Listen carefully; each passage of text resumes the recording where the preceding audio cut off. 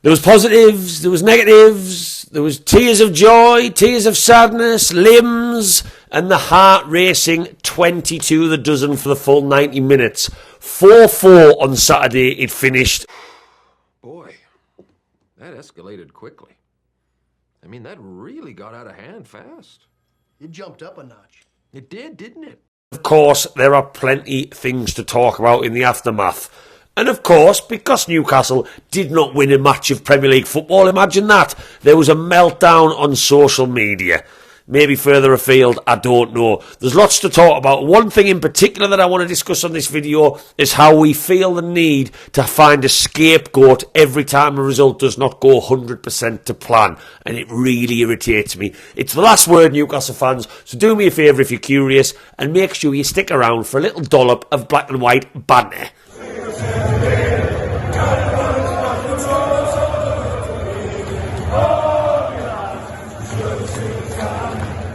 Welcome back to Black and White Banter, you lovely Newcastle fans. It's Monday as I record this video, the worst day of the week, as people tell me on the regular.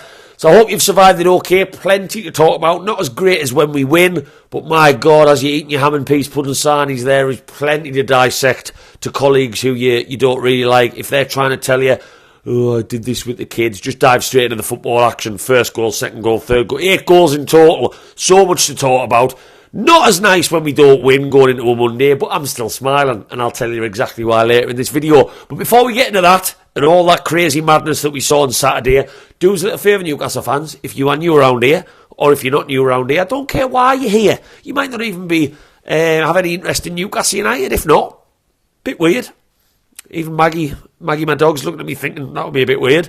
But give us a little likey loo. You will be blown away at how many views videos get and how small a percentage of those people click the like button. It takes you a second, and I forget to do it when I watch YouTube videos, I'm not going to lie. So I get it, but it does go a long way. So that's why I'm saying to do it. So that might mean you do it right now, because then it goes to more people and it takes you a second. And if you like my opinion by the end of this video, join my amazing army of subscribers, which are just slowly going up.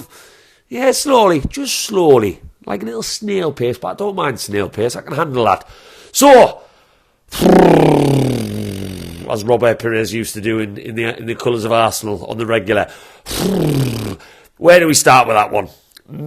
Crazy game. Limbs, sadness, happiness, anger, frustration, questions, not many answers, pluses, positives. There's so much to talk about. And as I said on my blog, which I'll post on Facebook and Twitter, called The Last Word, the written version, how I described this match was if you were to sit down with a friend in a pub who'd just been to work, clocked off at 5 o'clock, and he went, right lads, I didn't check the score, tell me everything about what happened. I would start with, do you want the good news or the bad news? That's exactly how that match went for me. So let's start with the good news. Let's get that off my chest. Let's start with a positive.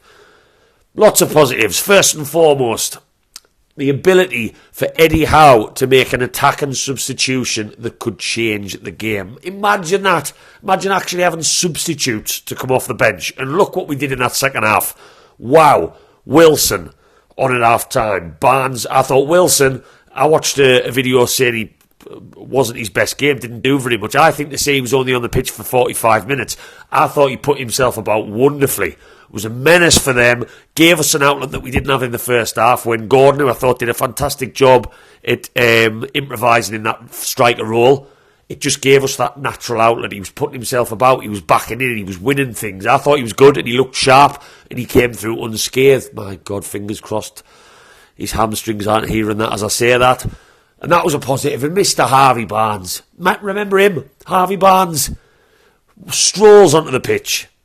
And my God, instant impact. Give me the ball. I want to get a shot off. I want to run at my man. And what a finish, can I just say. That's why you pay £35 million. That's why his goal record is double figures for the previous 2 seasons with Leicester. That's exactly what you pay the money for. And we knew what we were getting with Barnes. It's easy to forget because it's that long ago, but we knew goals was what he was going to add. Gordon's getting them great. Almiron, apart from one lovely bright purple patch, not so much. He will bring goals into the team. He just offers something so different. We do not have many players who want to shoot at every opportunity. We also don't have many wingers who are so natural in front of goal as what Harvey Barnes seems. And I did not expect to see him on his first game back score from, 20 yards? 20 plus yards? Lovely. Caressed finish. You can argue the keeper should have done better, but it's not the Luton Town match video right now, so I've less said about them the better. That was one positive. We've got options back. The fight back was a positive. How many Newcastle teams in your lifetime can you remember that would have come back after winning once, winning twice, to then be mentally drained of going 4-2 down with the penalty the way it went, and then another quick fire goal? The fact that we had enough in our mental engines, I've just thrown that one out, to be able to think, do you know what, lads, let's keep going. I don't care what anyone says. You might watch this video and go, well, they paid all this money. God, I wouldn't expect them to just give up. It's very difficult to play with the intensity that we did when you are 4-2 down in what almost felt like a shock at the time. And we were just on top. As soon as it was 4-2 down, it was us. Trippier goal, crucial. And then we just kept pushing. And we should have won the match. That Jacob Murphy chance. Bruno doing brilliantly, suddenly turning into Usain Bolt down that wing. And the outside of the foot that had worked so well for Trippier, Murphy just couldn't do the same as what Trippier did. We could have won, and we wouldn't even be talking about some of these things on this video if we had. So that was a plus. That was a massive plus. And I just generally thought that attack and intensity was there again. We didn't see it before Christmas, and I kept on telling you on videos that it would come back. I was so sure of it. And I'm being proved right so far, and I love it when I'm proved right, because I'm wrong most of the other time. And it was great to see. So those were the main positives for me. Now, on to the negatives. And I'm going to make... This is exactly why I've titled this video what I have on this week's Last Word. Newcastle United fans and football fans in general seem to love a scapegoat. Look that up in the dictionary if you want. Someone to blame, someone to call out, someone to put under the words responsibility for a result not going 100% or going our way. They look for it. Whether it's Eddie Howe, whether it's a player. And in this case, you could, in some quarters it's the manager, which I'll touch on in a second, but Mr. Dan Burn. Mr. Dan Burn. Now look, what I like to do is go away and look at stats and gather my thoughts. And I'll touch on the stats in a second. But let's call a spade a spade. Dan Burn, from the first whistle on Saturday, was being outran by an incredibly quick winger. I didn't know much about Luton's players. No disrespect to them. I don't watch much of Luton. I keep an eye on the results, cracking result in midweek, but I don't know much about their individual players. And he was faster than I expected to be on that wing. And Dan Burn was having an absolute nightmare. But I'm just going to jump straight in on that note in the first half and say it is not a player's fault for not having a certain attribute. I don't look at Bruno and go, God, what a knob for not winning that header. He should be 2 foot taller. Dan Burn can physically not turn into Usain Bolt. It's not in his armour. It's not. He's lanky. How many super quick players do you know are 6'8"? That's not what we signed Dan Burn for. And that's okay. Dan Burn is not the complete footballer. Not many are. And he was getting done. And everybody in that stadium could see that a change probably needed to be made, because Luton looked like they were targeting, and I said that on my match vlog, it looked like they were targeting that their right hand side and our left, and it was working for them. So at half time, I'm sipping my pint and I'm thinking, right, come on, Mr. Howe, you did it against Aston Villa when when Bailey came on for Diaby. He was causing Burn all sorts of problems when we were winning in the match, and you changed it. And it worked. Livramento came on, Dan Burn went into the back in that case against Villa. Wonderful. So Eddie Howe in the second half decides to bring Wilson on because it's forced, because Gordon goes off with an injury. Touchwood's not serious, and he doesn't bring Livramento on, and he sits on it, and it costs us. And I think all of these fans who are coming out and calling Dan Burn, yes, could he have done better to not give a penalty away? Well, those things happen. If I'm a defender and someone's gone past me into the box, there's a very, very high chance, as playing as a defender myself, obviously not to the high level, I'm not going to say I had trials for West Ham like most do, I would be tempted to put my hand on the player. And it wasn't, he didn't yank him, it wasn't aggressive, but he has his arm on him, and you can repeal it, and it was a decision that needed given. So you can forgive a player for giving away a penalty, but he was still getting burnt time after time after time. No pun intended on the burn. And look at the fourth goal. He's very similar to the AC Milan goal, if anyone can remember that from back in December when we were exposed on almost a counter-attack. Dan Burn is nowhere near his man on the right-hand side, on their right-hand side, now a left. He's come inwards, and that player, Mr. Adebayo, who fires it beautifully into the bottom corner, had the freedom of the penalty box at St James's Park to put it in, and he wasn't having a good game. He wasn't. And the fact that Eddie Howe has not protected the player there and protected us in the process, this one falls on our manager. I'm sorry. Don't make Dan Burn the scapegoat. It's ridiculous. A player cannot help not being fast. And yes, you might not like Dan Burn because he doesn't offer much going forward and he doesn't do this and he doesn't do that and he's not very quick and all of this stuff. But if you are going to blame him for that result, there is so much more to it than that. And in the isolated case of the 2 goals that I feel like Dan Burn was maybe responsible for in areas, Eddie Howe should have brought him out by then. A manager needs to protect the player, but also not just protect the player, be tactically smart enough to know that that's not working. Livramento's on the bench, who's quite quick, a little bit more agile, stick him in the same as he did against Aston Villa.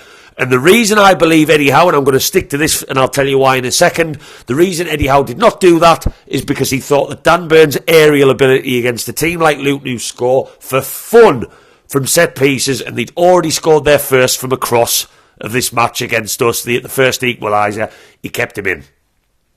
So I'm going to chuck a stat your way, and I'm going to touch on the other stats I found out. Would you believe me if I told you that Dan Burn has had the most aerial success in the whole Premier League out of any other left-back? You probably would believe us because of his height. You probably would. Now, whilst I was on searching Dan Burn stats, because I do have access to these stats where you can search just by left-backs alone, some of the stats on Dan Burn were shocking whilst I was there. Some of them were really, really shocking. For tackles, this isn't the Dan Burn hate show, I've already said that. But I'm going to tell you what I found. Dan Burn is 37th in the Premier League for the number of tackles he's made this season. 37th. I couldn't even put it on a graphic because you could only put 20 left backs on one image. 37th. Passes into the final third, which might not surprise you, 32nd. Not great stats in certain areas, not great stats, but aerially, best in the Premier League. And I genuinely believe that Eddie Howe took a gamble because he thought Luton's threat was going to more come from set pieces than that winger on the right-hand side. And that gamble, in my opinion, did not pay off. But to make Dan Burn the scapegoat of this match, he's the reason I lost. Can we just take ourselves back to the other 2 goals we conceded in the first half? Because I don't see any, including someone I spoke to today in my work, I do not see anyone slating Dan Burn talking about the performances of Botman and Shea, who've been incredible and are incredible footballers, and Trippier in the build-up to the first goal, where we got beat twice in the air. So easy, 1 header, 2 headers. The second goal, losing the ball in midfield, Mr. Longstaff, sloppy as hell. Our defending as they approached our box. Trippier making it way too easy for the option down the left-hand side, in my opinion. And Shea's slow attempts to come back to get anywhere near Ross Barkley. In my opinion, it wasn't good enough. But Dan Burn is the man that every Newcastle fan will talk about. Not our full back 4. Not a collective thing, because football fans need a scapegoat, and it winds me up, it does. And Eddie Howe was responsible, in my opinion, in this match, and every manager can make a mistake. Of course they can, that's fine, and I've said that on previous videos. Although I think you're stupid if you think you want Eddie Howe out right now. Genuinely, I still think Newcastle will finish really strong, and the man has done so much good for us. We are riding a wave of a bad spell, which I think we're coming away from, but he's not immune from criticism. And to leave Dan Burn in for as long as he did was a really, really big mistake on Saturday, and it essentially, with the penalty in mind, cost us a lot. But the scapegoating is just, it frustrates the hell out of me. And I even looked at the numbers to try and back up that Dan Burn is good at some things, and one of the things he's good at is winning balls in the air, and that's why Howe left him in. He was not the sole reason that we lost the football match on Saturday. Other negatives, other bad news that you could pass on at your mate in the pub. Our midfield. We all thought against Aston Villa, which has almost been a smokescreen of this result, that everything was behind us. I called my match vlog for Villa, "We are back," because that's what I saw. Midfield on it, attack on it, Shea and Botman against Villa. je ne sais quoi. Dan Burn until Bailey came on. Lovely performance from him, I thought, in a lot of areas. Winning everything he needed to win. We were solid as a rock. Really switched on. Luton midfield was lacklustre again. Miley, Longstaff and Bruno in terms of aggression. Not in terms of going forward, because we scored 4 goals and I'm not going to discredit that. And Miley, I'm not putting in this category as much because the lad is 17 and the lad is playing more football than what he probably should be. But we are too passive between midfield and defence. It highlights how much we need a central defensive midfielder. That's not going to happen till the summer. It highlights how we miss Joe Linton because he is the only player in that midfield who is aggressive in an athletic way. He's the best athlete we have, in my opinion, in midfield. He really, really is. And of course we miss him, but we're crying over spilt milk by saying that. Joe Willock does not offer what I think we are missing. He's going to offer so much, as well as a good chant. He's fucking magic, and don't you fucking know I'm in fear, my... God, I love the Joe Willock chant.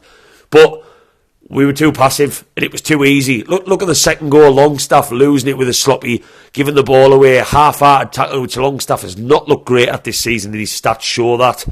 Bruno is one bad tackle away from a 2-game suspension, and that's going to stop him from making tactical fouls. And sometimes this Newcastle team, like we might at Forest on Saturday, needs to make a tactical foul now and again to win a football match, and that worries me because Bruno is sitting as our pivot in front of our back four for large spells of our matches. And if he is going to continue to play on this rope, walk this tightrope of trying to avoid a 2-game suspension, he's got to wait another 9 matches. So you may as well, son, just play your heart out. And I'm not saying he played any different on Saturday. That's not what I'm getting at. But I don't care what anyone says. He is going to be, I'll pull my leg out. I won't pull that player back when he's running clean through. That's going to happen.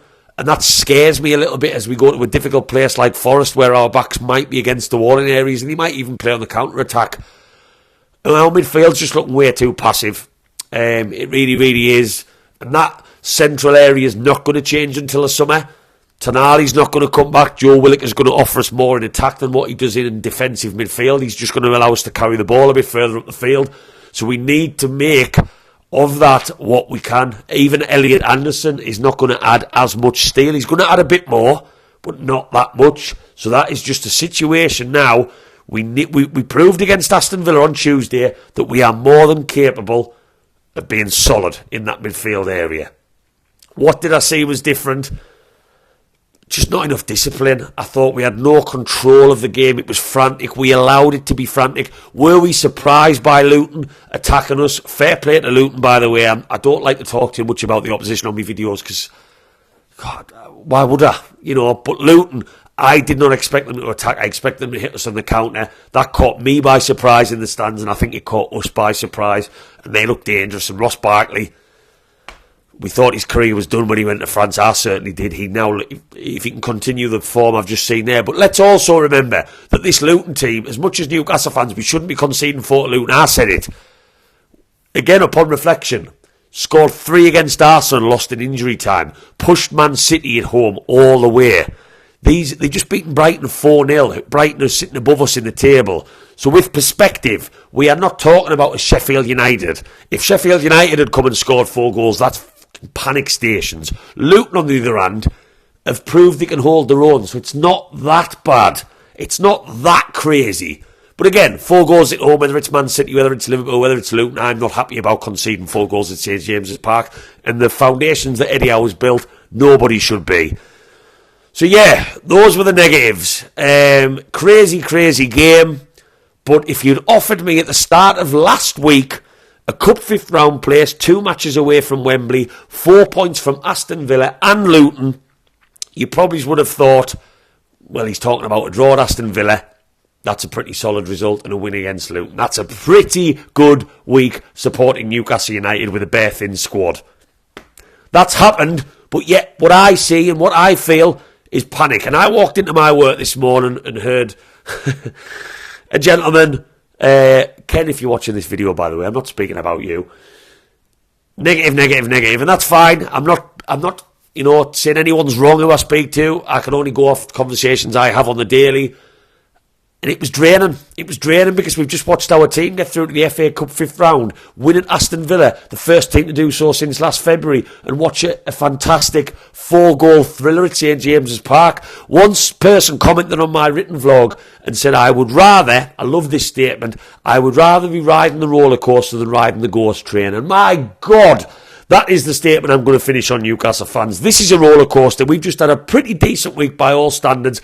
Plenty of positives, plenty of negatives. Which ones you decide to focus on is up to you. I can't change that. But my God, in future, can you just stop grabbing a scapegoat and maybe look at things from a little bit of a higher angle at what collectively might have gone wrong from managers, from defence, from midfield, from attack. Because it always has to be one person's fault. But I'm going to remain on the roller coaster for now.